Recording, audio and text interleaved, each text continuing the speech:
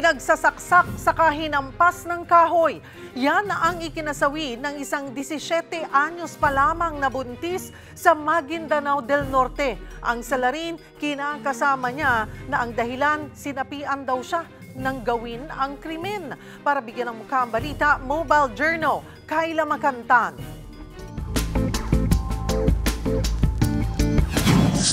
Sa karumal-dumal na krimen, nagtapos ang relasyon ng mag-asawang 5 buwan palang kasal sa Sultan Kudarat.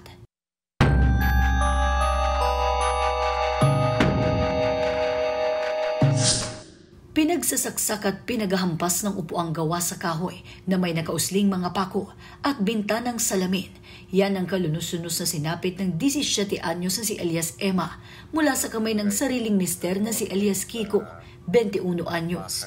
Sa kwento ng ilang kapitbahay, inakala nilang simpleng away mag-asawa lang ang komosyon dahil pagmumura at sigawan lang ang una nilang narinig mula sa kanilang bahay sa barangay Pinaring nitong linggo.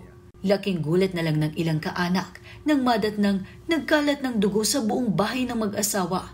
Ang kaawa-awang si Emma na 4 na buwan pa palang buntis, hindi na makilala sa dami ng saksak at sugat sa mukha at katawan. Dinala pa sa ospital si Emma habang hinarang at dinisarmahan naman ng mga residente si Kiko na ayon sa ilan, iba na raw ang kilos bago pang insidente. Narinig ko lang doon sa kapatid niya, sabi niya, uuwi mo na yan kasi pagamutan mo kasi parang iba na yung kilos niya. Iba na daw kilos. Hindi ko naman alam kung anong kinikilos. 5 buwan pa lang mula nang maikasalang mag-asawa, kaya ipinagtataka ng mga kaanak kung bakit humantong sa ganito. Masaya naman po sila. Ewan ko lang kung anong nangyari sa kanya po. Kasi sa totoo yan, ako talaga nag-alaga sa kanya na wala naman ako naramdaman na sakit niya.